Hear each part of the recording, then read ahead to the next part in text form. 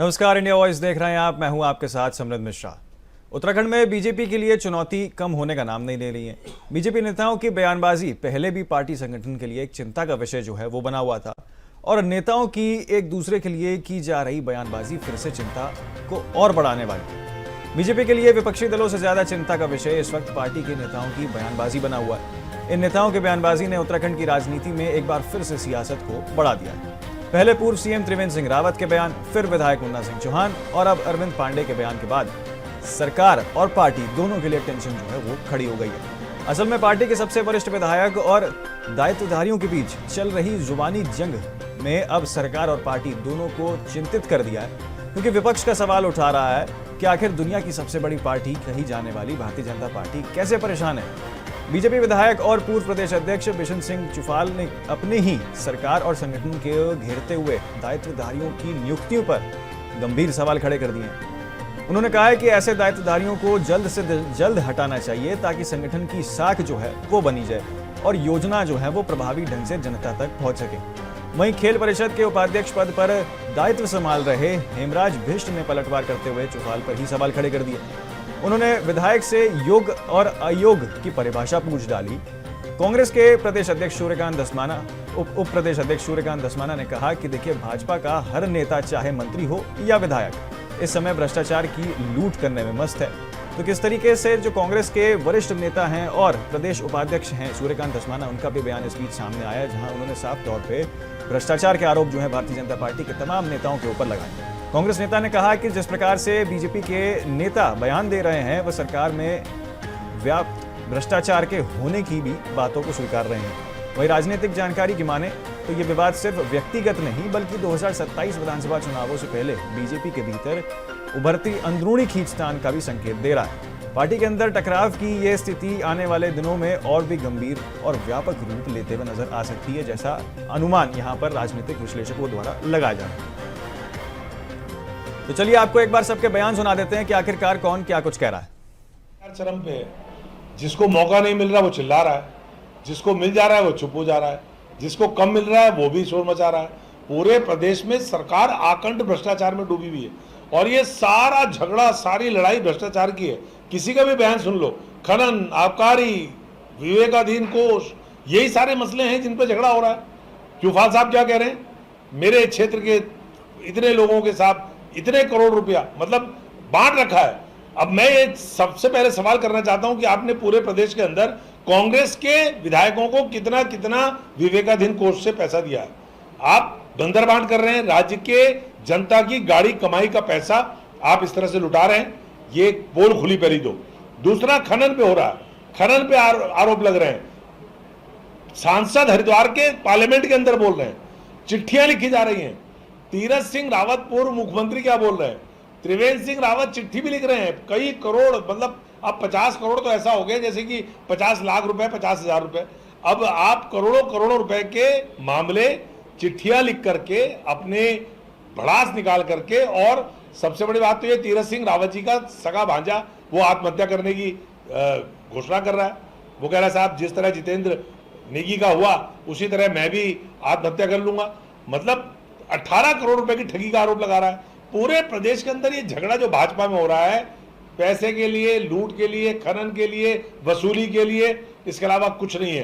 पूरी भाजपा इस समय आकंठ भ्रष्टाचार में डूबी हुई है। सरकार भी और पार्टी भी, सब लोग एक ही काम में लगे हुए हैं, एक ही धंधे में लगे हुए हैं। जिसके हाथ कम लग रहा है वो कस मचा रहा है और शोर मचा रहा है।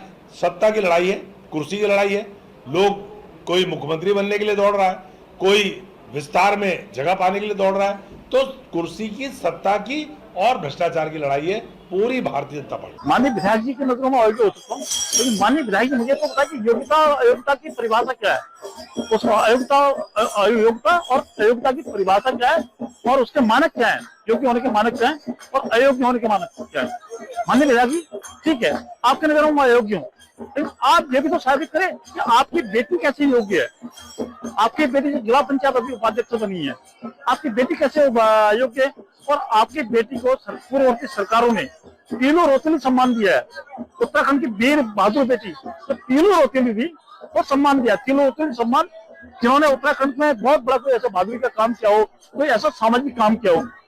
जो समाज में एक मिसाल बनकर रहा हो, उसको एक किलो अतिरिक्त सम्मान मिलता है। आप बताए ना, आपने अपनी बेटी को क्या कहते हैं, ये किलो अतिरिक्त सम्मान दिलाया सरकार में, किस अधिकार से दिलाया आपने? क्या योग्यताएं थी? क्या अर्थ है कि आपकी बेटी ने समाज ने ऐसा क्या किया कि आपने अपनी बेटी को किलो अतिरिक्त सम्मान दिलाया? और दूसरी बात, आप अपनी बेटी को जिला पंचायत अध्यक्ष बनाना चाहते थे, और ऐसा क्या योग्यता थी आपके बेटी के अंदर कि आपकी बेटी जो जिला पंचायत अध्यक्ष बन सकती थी, और आपकी बेटी ने उपाध्यक्ष बनाया? तो ठीक है, तो हमारी बहन है, उसका हम सम्मान करते हैं। उनको आंसू दे के मुझे लगा उनकी हाई लगेगी, उनके आंसू लगेगी। ऐसे गरीब जो आदमी के आंसू होते हैं ना, वो तो लोहे को भी भस्म करते हैं। तो ऐसे लोगों से मेरी नियत है कि ऐसे पद में उनको नहीं बैठाना चाहिए महत्वपूर्ण पर। इनका काम होता है दायित्वधारियों का सरकार की, केंद्र सरकार की, प्रदेश सरकार की उपलब्धियों को जन जन तक पहुंचाना और संगठन के कार्यों को आगे बढ़ाने का काम होता है, न कि इस प्रकार के विधायकों के पीछे और विधायक के कामों में बाधा डालना उत्पन्न है। तो ऐसे आदमी को तत्काल इस पद से हटाना चाहिए। जो सरकार द्वारा, संगठन द्वारा कुछ लोगों को दायित्व की जिम्मेदारी दी गई है, तो ऐसे लोगों को जिम्मेदारी दे जो अयोग्य लोग हैं। उन अयोग्य लोगों का काम देखता हूं मैं, विशेषकर जनपद पिथौरागढ़ में, मेरे विधानसभा क्षेत्र में। मैं अपने विधानसभा क्षेत्र में विशेषकर जो लोग आर्थिक सहायता की जरूरत है, जिनको, जो लोग गरीब हैं, अपना इलाज सरकारी अस्पताल में नहीं कर पा रहे थे, उनको नहीं हो पा रहा था सरकारी अस्पताल में, प्राइवेट अस्पतालों में कर रहे थे, वहां पर स्वास्थ्य कार्ड नहीं लगता, उसका पैसा जो 5 लाख का आयुष्मान कार्ड है वो नहीं मिल, वो अस्पताल वाले उनको नहीं दे पा रहे थे पैसा उसका, तो उन्होंने अपने पैसे से इलाज, तो उनके बिल थे, उन बिलों को लेकर ऐसे 18-19 फाइलें थी मेरे पास ऐसे। तो माननीय मुख्यमंत्री जी के कार्यालय में मैंने दिया था, इनको आर्थिक सहायता मिलनी चाहिए। तो किस तरीके से आखिरकार नेताओं के बीच आपसी घमासान जो है वो देखने को मिल रहा है, एक ही पार्टी के तमाम नेता और पदाधिकारियों के बीच, और खास तौर पे ये इल्जाम ये लग रहा है कि विधायक और दायित्वधारी दोनों अब एक दूसरे के सामने आ चुके हैं। आज की इस बहस में चर्चा करने के लिए हमारे साथ 2 खास मेहमान जुड़े हैं, दोनों से आपको रूबरू करा देते हैं, उसके बाद चर्चा की शुरुआत करेंगे। हमारे साथ भारतीय जनता पार्टी की ओर से मथुरा दत्त जोशी हैं, प्रदेश प्रवक्ता, और कांग्रेस का पक्ष रखने के लिए हमारे साथ आशीष नौटियाल जी मौजूद हैं। दोनों ही मेहमानों का बहुत स्वागत है आज की हमारी इस बहस में। पहला सवाल मेरा मथुरा दत्त जोशी जी आपसे रहेगा कि कांग्रेस के ऊपर तो आप लोग लगातार कहते थे कि अंदरूनी कलह चल रही है, अब वही चीज आपकी पार्टी के अंदर भी तो दिख रही है सर। हेलो जी सर, आवाज आ रही मेरी? जी सर आवाज आ रही है आपकी। देखिए, बड़ा परिवार है, बड़े परिवार में इस तरह की बातें अमूमन होती हैं, कुछ बातें कही साथ बड़ी हैं। और माननीय अध्यक्ष जी ने कहा कि अगर किसी के कोई शिकायत है, किसी के बारे में कुछ शिकायत है, तो उसमें बैठ के बातचीत करेंगे और उनकी समस्या का समाधान करने का प्रयास करेंगे। और अपने अपनी बात की, संतोष चौपाल जी तो एकदम विधायक हैं, पार्टी के प्रदेश के अध्यक्ष भी रहे हैं, वो जानते हैं मजबूरी सब चीज में, सब उनको जानकारी ज्यादा रहती है इन चीजों की। और प्रयास किया जाएगा कि सबको सुन के उनका समाधान किया जाएगा। मैं समझता हूँ कि पार्टी में क्योंकि इस तरह की बात नहीं होनी चाहिए। अगर कोई किसी की शिकायत होती तो निश्चित रूप से माननीय अध्यक्ष जी का बयान भी आया है और उनका समाधान करने का प्रयास किया जाएगा। जी ठीक है। आशीष जी, आपसे मेरा सवाल है, जैसे बाकी पार्टियों में चलती है आपसी कलह, तो देखिए होता ही है पार्टियों में, तो वो चीज़ भारतीय जनता पार्टी में भी हो रही है, तो इसमें राजनीतिक घमासान क्यों मचा रही है कांग्रेस और भ्रष्टाचार के आरोप लगा रही है? भाजपा ने जो हमारी कार्रवाई का घेराव किया जी, उसके ऊपर भी मैं कहना चाहूंगा कि इस तरह से बदतमीजी के मत उतरो कि पिट जाओ। कहीं ऐसा ना हो कि कांग्रेस की आपके 2-4 हाथ धर दें, आपको पता लग जाए। आप दूसरे के कार्यालय में क्यों घुसने का कोशिश कर रहे हैं? बदतमीजी की हद होती है। आप कहाँ किस स्तर पर जा रहे हैं आप लोग? आप जबरदस्ती अगर हमारे जिला पे घुसने की कोशिश करेंगे तो आप पिटेंगे, तो क्यों पिटना चाह रहे हैं आप लोग? दूसरा, आज जो आप मुद्दा है भारतीय जनता पार्टी के अंदर, अब सब कुछ ठीक नहीं। देखिए, अपनी पार्टी को बड़ा करने के लिए इन लोगों ने हर तरफ से अति महत्वाकांक्षी लोगों को लेकर आ गए, जिनको चोरी चकारी करनी है, क्योंकि भारतीय जनता पार्टी के अंदर वॉशिंग मशीन है जो चोरी चकारी को ढूंढने का काम करती है, तो उन्होंने उन लोगों को ले आए। जिनको बेईमानी करनी है उनके लिए एक सुरक्षित स्थान है भारतीय जनता पार्टी। भारतीय जनता पार्टी के अंदर उन लोगों को लाने का अगर आप काम करेंगे तो निश्चित ये स्थिति आएगी। भारतीय जनता पार्टी, आप जो सोच रहे थे बहुत बड़ी हो गई, बड़ी नहीं। अब भारतीय जनता पार्टी की सही कहा था माननीय हरीश सिंह रावत जी ने कि अंत्येष्टि होने वाली है, तो निश्चित भारतीय जनता पार्टी की अंत्येष्टि होने वाली है। आप एक एक करके जनता के सामने आपकी पोल खुल रही है। आज आप वोट चोरी में पकड़े गए और बहुत जल्दी देखना आपके ऐसे ऐसे कारनामे जनता के सामने आएंगे। भारतीय जनता पार्टी के नेता कहीं मुंह दिखाने लायक नहीं बचेंगे और भारतीय जनता पार्टी का कोई कार्यकर्ता ये नहीं कहेगा कि मैं कभी भारतीय जनता पार्टी का कार्यकर्ता था। आपने हद कर दी, आपने देखिए कहां से आप शुरू हुए और कहां तक पहुंच गए। अभी कुछ दिन पहले आपने एक दो साल पहले हल्ला मचाया, चीते ले आया, आज बात ही नहीं करते चीतों की, चीते कहाँ है। आप कुछ भी करते हो तो इवेंट बनाने का प्रयास करते हैं, उसके बाद जनता को आपकी हकीकत पता लग जाती है। जब ट्रंप जो राष्ट्रपति है अमेरिका के, किस प्रकार से इन्होंने उसके लिए यज्ञ करने शुरू कर दिए भाजपाइयों ने कि जो है ट्रंप बन जाए, अब की बात ट्रंप सरकार, हमारे दोस्त, क्या क्या बातें नहीं हुई। और आज आप चीन के पीछे घूमने का काम कर रहे हैं। आपने ना विदेश नीति काम की है, ना देश की नीति काम की है, ना युवाओं का हित कर पा रहे हैं, ना महिलाओं की रक्षा कर पा रहे हैं। आप कर क्या रहे हैं? देश को लूटने के लिए आ रखे हैं आप लोग। निश्चित जनता को पता लग गया है, काफी हद तक जनता समझ चुकी है। कुछ थोड़े बहुत जो बेचारे दिल से समझने वाले लोग हैं, निश्चित मुझे यकीन है कि बहुत जल्दी जब पर्चे खुलनी शुरू होंगी तो वो लोग भी समझेंगे। और मुझे नहीं लगता कि अब इनकी सरकार 5-6 महीने से ऊपर चलने वाली है। चाहे इनकी सरकार जो है केंद्र की सरकार है, उसके अंदर देखना बिहार चुनाव के बाद किस प्रकार की टूट पड़ती है और जिन लोग केंद्र से भी बाहर जाएंगे। और राज्य के अंदर जो हालात देख रहे हैं, जिस प्रकार के उनका हर नेता आवाज उठानी शुरू कर दी है। और निश्चित एंकर महोदय, यही होता है जब भी कोई बड़ा होता है तो उसे ही छोटा होना होता है। तो मुझे लगता है कि जो जहां तक जाना था उसकी सीमा पूरी हो गई, अब इनको खत्म होने का समय है और निश्चित देश हित के लिए खत्म भी होना है। ठीक है, ठीक। मथुरा दत्त जोशी जी, देखिए सवाल कांग्रेस लगातार ये उठा रही है कि आपकी पार्टी के अंदर जो है भ्रष्टाचार कूट कूट के भरा है। विधायकों को काम, जो सवाल उठा रहे हैं विधायक इसलिए उठा रहे हैं क्योंकि भ्रष्टाचार उजागर ना हो जाए। देखिए, कांग्रेस को तो सवाल उठाने का कोई नैतिक अधिकार नहीं है। जिस पार्टी में स्वयं भ्रष्ट लोग हूँ, मैं देखिए ज्यादा नहीं कहना चाहता हूँ, मेरा छोटा भाई है आशीष अभी बोल रहे थे, और मैं लेकिन राय ये दूंगा कि विपक्ष के नेताओं को भी अगर कोई बात बोलनी है तो थोड़ा संयम से बोले तो अच्छा लगेगा। क्योंकि अगर एक उंगली अगर दूसरे की तरफ उठाते हो तो 3 उंगली अपनी तरफ को आती है। हमने 2016-17 भी देखा, 18 भी देखा, आज भी देख रहे हैं कि कांग्रेस के अंदर कितना बड़ा सिरतोबल है। जो अपना नेता नहीं चुन पा रहे हैं, जो अपने अध्यक्ष को अध्यक्ष नहीं मान पा रहे हैं, जो अपने सीएलपी को सीएलपी नहीं मान पा रहे हैं। लोगों के दिलो दिमाग में अभी भी ये दर्द है कि हम सीएलपी नहीं बन पाए, हम प्रदेश के अध्यक्ष नहीं बन पाए, ये क्यों बन पाया है। तो कई सवाल खड़े होते हैं यहाँ और इसलिए कांग्रेस को कोई नैतिक अधिकार नहीं है कि इस तरह की बातें करें। ठीक है, मेरे मित्र होशियार व्यक्ति हैं और होनहार हैं, मेरी शुभकामनाएं हैं, उनको आगे बढ़ेंगे। लेकिन इस तरीके की बात करके मैं समझता हूँ व्यक्तिगत लांछन या व्यक्तिगत बात करके कुछ फायदा नहीं होना है। क्योंकि बहुत कुछ मेरे पास तो इतना मसाला है कांग्रेस के लिए बोलने के लिए, लेकिन मैं थोड़ा शिष्टाचार का पालन करते हुए अपनी बात कहने का प्रयास करता हूँ। और जहाँ तक बात भारतीय जनता पार्टी की है, भारतीय जनता पार्टी तो विश्व की सबसे बड़ा राजनीतिक दल है और सबसे बड़ी अनुशासित पार्टी है।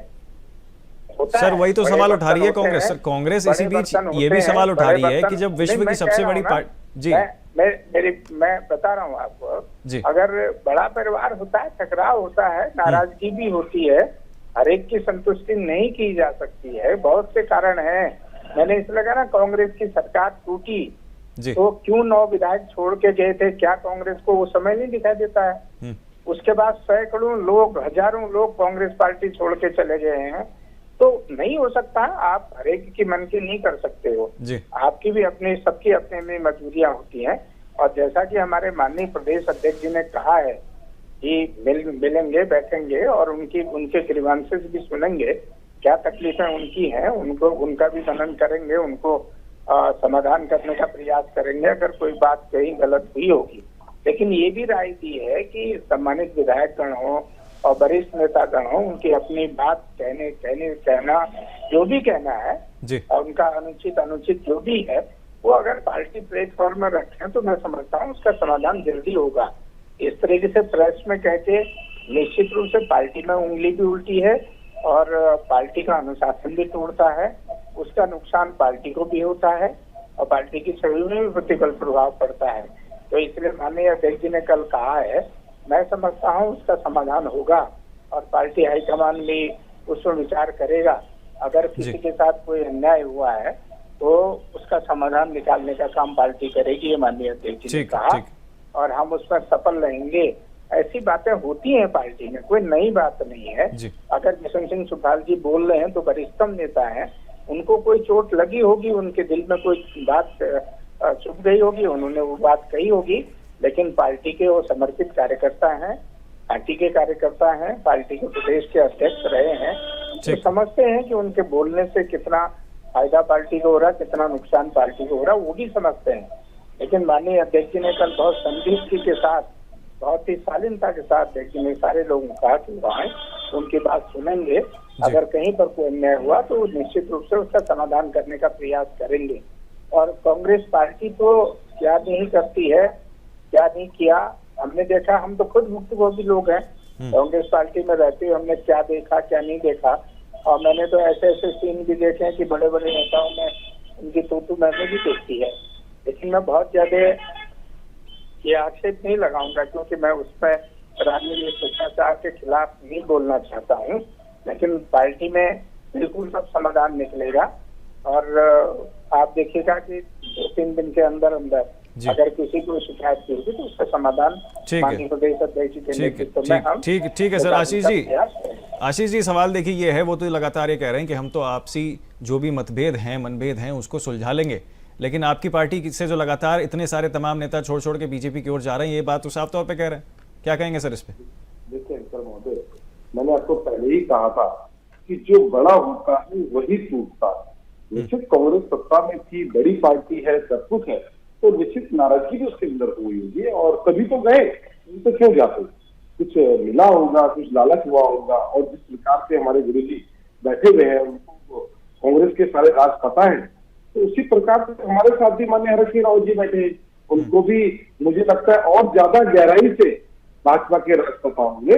जिस दिन राज खोलने पर आएंगे उस दिन राज सब खोलेंगे और राज खुलने भी चाहिए। और जिस दिन राज खोलेंगे जनता के सामने चेहरे सामने आने चाहिए। क्या चेहरा माननीय अमित शाह जी का है, क्या चेहरा किसी और का है, सबके चेहरे से काम होने चाहिए, क्योंकि यहाँ पर जनता के हित की बात होगी और जनता का अगर हम अहित कर रहे हैं तो गलत है। तो निश्चित हरीश सिंह रावत जी के पर्दे खोलने पर है और निश्चित आपको भी स्वतंत्रता है, सबको स्वतंत्रता है, क्योंकि जब पार्टी हम लोग चेंज करते हैं तो निश्चित उस पार्टी के बारे में सोचते हैं। आज हम कांग्रेस की प्रवक्ता है तो कांग्रेस का पक्ष रखेंगे और हमारे गुरु जी आज भाजपा के प्रवक्ता है तो निश्चित भाजपा का पक्ष रखेंगे, उनकी इसमें कोई गलती नहीं है। लेकिन हाँ देखिए, आज सरकार से वीआईपी का नाम आपने छुपाया, आपका एक महिला मंत्री जो है वहां पर किस प्रकार का काम करती नजर आई हरिद्वार के अंदर, हिमांशु चमोली आपका नेता किस तरह से लोगों को मनवाने का काम कर रहा है, तो जनता के सामने धीरे धीरे परत खुल रही है और जब परत खुलेगी तो जनता को फैसला करना है कौन सही है कौन गलत है। और मुझे निश्चित यकीन है कि भारतीय जनता पार्टी की विदाई राज्य हित और देश हित के लिए होनी बहुत जरूरी है, क्योंकि पाप बहुत बढ़ गए हैं भारतीय जनता पार्टी के द्वारा। ठीक है जोशी जी, देखिए सवाल ये है, वो तो साफ तौर पे कह रहे हैं कि एक के बाद एक जैसे भेद खुल रहे हैं तो कहीं ऐसा ना हो कि 27 के चुनाव में कहीं ना कहीं परेशानी का सामना करना पड़े भारतीय जनता पार्टी को। देखिए पहली बार तो है नहीं, पिछली बार भी कई सारे इल्जाम आप ही के नेता ने अपनी ही पार्टी और संगठन के ऊपर लगाए, तो अब फिर से अगर ऐसी बातें निकल के सामने आएंगी तो 27 में कहीं ना कहीं प्रभाव तो पड़ेगा ना सर? ये बात कांग्रेस के नेता 2022 में भी कहते थे जी, और मैं केवल ये कह सकता हूँ कि कांग्रेस के नेताओं को, कांग्रेस में आशीष की बात नहीं कर रहा हूँ, तो उनको तो ठीक है, प्रवक्ता है, उनका दायित्व है, वो अपनी पार्टी को डिफेंड करेंगे, लेकिन कांग्रेस के नेताओं को मुंगेरी लाल के हसीन सपने देखने का बड़ा शौक है और ये हसीन सपने देख रहे हैं इनके नेता।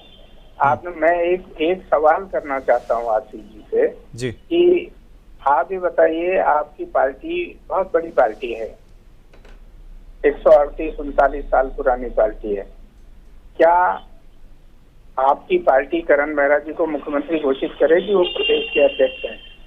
वैसे उनको अध्यक्ष साहब के कई बड़े नेता अभी तक भी नहीं पचा पा रहे हैं, जबकि सबसे संघर्षशील व्यक्ति हैं, काम करने वाले व्यक्ति हैं, लेकिन लोगों को नहीं पच पा रहे हैं। क्योंकि लंगड़े घोड़े, मैंने एक दिन पहले कहा था, कई लंगड़े घोड़े वहाँ हैं, वो लंगड़े घोड़े अपनी लंगड़ी टांग से करण मेहरा की टांग तोड़ने का काम कर रहे हैं।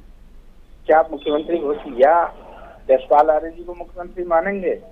हरक सिंह जी बहुत ही तेजतर्रार नेता है इस प्रदेश जी, और बड़ा लंबा संघर्ष उनका तमाम पार्टियों में वो रहे हैं। क्या कांग्रेस पार्टी या हरीश रावत जी उनको कल के दिन मुख्यमंत्री मानेंगे? क्या प्रीतम सिंह जी के मन में अभी भी है कि मैं नेता प्रतिपक्ष नहीं बन पाया? क्या वो स्वीकार करेंगे? पहले कांग्रेस अपनी एकता कर ले, कांग्रेस के 4-5 नेता एक मंच में बैठ लें, पहले तय कर लें कि कौन मुख्यमंत्री होगा, कौन नेता होगा, कौन मंत्री बनेगा, ये तय कर लें। उसके बाद फिर देखेंगे। और अभी देखिए, कोई रोक नहीं सकता, इनका लोकतांत्रिक अधिकार है सपने देखने का, सपने देखेंगे। लेकिन मैं अपने राजनीतिक अनुभव के आधार पर ये कह सकता हूँ कि जो हालत कांग्रेस की 2022 में थी जी, उससे बुरी हालत होगी।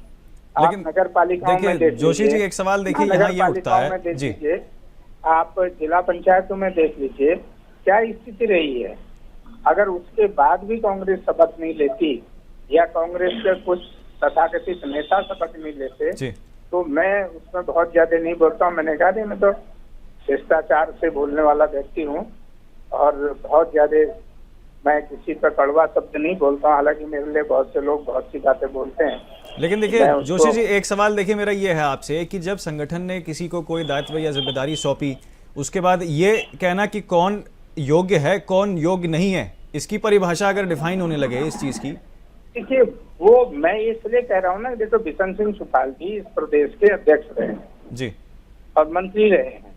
अब उन्होंने वो किस कंटेस्ट में किसके लिए क्या बात कही है जी, ये पार्टी विचार करेगी, ये काम पार्टी का है। पार्टी माननीय अध्यक्ष ने कल कहा ना, अगर आदरणीय बिशन सिंह सुपाल जी को कोई दिक्कत होगी, उनके मन में कोई बात होगी, कहीं से कोई चोट पहुंची होगी, क्योंकि वो वरिष्ठतम नेता हैं, उनका मान सम्मान रखा जाएगा और उनकी पीड़ा को दूर करने का काम पार्टी हाईकमान करेगा। ठीक है आशीष जी, देखिए सवाल यह है, लगातार जो भारतीय जनता पार्टी कह रही है कि हमारी बात छोड़िए, पहले अपने 4 नेताओं को एक मंच पे इकट्ठा कर लीजिए, उसके बाद हमसे बात करिए। देखिए शंकर महोदय, कांग्रेस पार्टी जो है विपक्ष में है और विपक्ष से आगे कहाँ जाएगी आप बताएं? सत्ता में भाजपा है। आज हमारे नेता घोषित करने से राज्य का कोई भी नुकसान नहीं हो रहा है, लेकिन भाजपा के रहने से राज्य का नुकसान हो रहा है। वो भाजपा के नेता खुद मान चुके हैं, भाजपा के नेता ही तो बोल रहे हैं, हम खुद ही बोल रहे हैं। भाजपा के नेता बोल रहे हैं कि हमारी पार्टी के अंदर ऐसे ऐसे लोग शामिल कर दिए जो नस के ऊपर नस कर रहे हैं। आप खनन में आप माहिर हैं, आप महिला बलात्कार में आगे हैं। अब हर जगह तो आप ही जहां कुछ गलत होगा वहां भाजपा का नेता निश्चित होगा, चाहे पेपर लीक होगा, चाहे खनन होगा, किसी के पुलिस वाले के ऊपर थप्पड़ मारने का आरोप होगा, चाहे महिला उत्पीड़न होगा, मतलब इनका नाम तो सबसे आगे है। और माननीय हमारे गुरुजी डिबेटे बैठे हुए हैं, बहुत सम्मानित है हमारे, और कांग्रेस पार्टी के अंदर मैंने बहुत उनका सम्मान देखा है, हर व्यक्ति को उनका सम्मान करते हुए देखा है। कुछ नाराजगी होंगी जरूर, मैं तो यूं ही कोई नहीं जाता, तो वो नाराजगी हुई होंगी, लेकिन मेरी नजर में उसका बहुत सम्मान है आज भी, और मुझे उम्मीद है, तो मैंने खुद देखा है कि आप वो सम्मान करता था। अब कोई बात अगर बुरी लग गई हो तो उसने हमारी तरफ से मैं तो क्षमा मांगूंगा, लेकिन आपको गुरु जी मैं कहना चाहूंगा, जिस सम्मान के आप लायक है, मुझे नहीं लगता भाजपा के अंदर सम्मान मिल रहा है। सम्मान कांग्रेस के अंदर था और कांग्रेस के अंदर ही हो सकता है। आप हमारे आदरणीय हैं और अच्छी तरह से बात रखते हैं, और आपने हमें प्रवक्ता भी बनाया है और बोलना भी आपने सिखाया है, तो मैं आपका तो ऋणी हुई हूँ और मैं आपके लिए कभी गलत बोल भी नहीं सकता। आप सम्मानित हैं, लेकिन हाँ, भाजपा जिस पार्टी में आप हैं, या जिस भी कारण से हैं, वो देश के लिए गलत कर रही है, वो राज्य के लिए गलत कर रही है, वो युवाओं के लिए गलत कर रही है, वो सबके लिए गलत पार्टी है। और निश्चित बहुत जल्दी जनता समझेगी और भारतीय जनता पार्टी देश और राज्य से बाहर होगी। ठीक है, जोशी जी जवाब दीजिए इनकी बात का। देखिए, भारतीय जनता पार्टी ने हर हमेशा हर वर्ग का सम्मान किया है और आदरणीय मोदी जी के नेतृत्व में देश आगे बढ़ रहा है और आदरणीय पुष्कर सिंह जी के नेतृत्व में, धामी जी के नेतृत्व में प्रदेश आगे बढ़ रहा है। ये पहले मुख्यमंत्री हैं जो हर जगह पर जहाँ पर भी कोई दिक्कत आ रही है, चाहे आपदा की बात हो चाहे अन्य मामलों में बात हो, हर पीड़ित के पास पहुंचने का काम सरकार स्वयं कर रही है, माननीय मुख्यमंत्री जी स्वयं कर रहे हैं। देखिए, ये पहले मुख्यमंत्री हैं, आज तक रिकॉर्ड है कोई मुख्यमंत्री 12 घंटे के अंदर उत्तरकाशी, हरसिल जैसे बिहड़ क्षेत्र में जी, बहुत ही दुर्गम क्षेत्र में पहुंचने का काम मुख्यमंत्री जी ने किया है और सरकार की मंशा बिल्कुल साफ है और सरकार ने हर हमेशा राजस्व बढ़ाने का काम किया, नौजवानों को रोजगार देने का काम किया, महिलाओं को सशक्तिकरण करने का काम किया, उनको न्याय देने का काम किया, लखपति दीदी बनाने का काम किया। सरकार की रिकॉर्ड उपलब्धि है और धामी जी के नेतृत्व में प्रदेश आगे बढ़ रहा है। आप देखेगा कि 27 में कांग्रेस पार्टी भारतीय जनता पार्टी की सरकार की उपलब्धि को देखकर, धामी जी की सक्रियता को देखकर बौखला गई है, बौखलाहट में इस तरह के आरोप लगा रही है। ठीक है, जल्दी से छोटा सा एक जवाब ले लेते हैं आशीष जी से। आशीष जी, देखिए, मैं तो जनता से निवेदन करना चाहूंगा कि दोनों पार्टियों को और दोनों पार्टी के कामों को आप सोच समझ कर, क्योंकि सब बुद्धिमान है, कोई ऐसा नहीं है कि उसे पता नहीं है, अगर जानता है उससे निश्चित पता है। उसने भारतीय जनता पार्टी की जुमलेबाजी को पिछले 11 सालों में केंद्र में भी देखा है और राज्य में भी देखा है और भारतीय जनता पार्टी किस प्रकार से काम कर रही है, स्मार्ट सिटी के नाम पर घोटाले करती है। आप हर जगह देखिए, घोटाले ये पकड़े जा रहे हैं, रोज लोग पकड़े जा रहे हैं, बिजनेस लोगों को पकड़ रहा है, तो पकड़ रहा है, चोरी हो रही है। तो देखिए, चोर सरकार है, गलत हो रहा है, आप सोच समझ के निर्णय करें।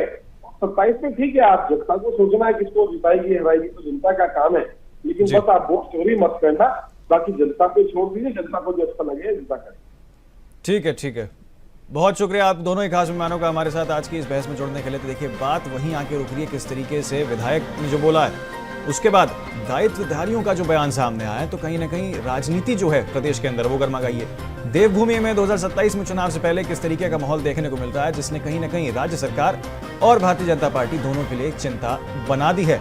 और भारतीय जनता पार्टी लगातार ये कह रही है कि देखिए, हमारा एक विशाल परिवार है, बड़ा परिवार है, परिवार में छोटी मोटी नोकझोंक चलती रहती है, लेकिन इसका 3 दिन के भीतर हम जो हैं समाधान करके वापस से सब चीजों को सुलझाएंगे। फिलहाल के लिए मेरे साथ इतना ही। आप बने रहिए इंडिया वॉइस के साथ।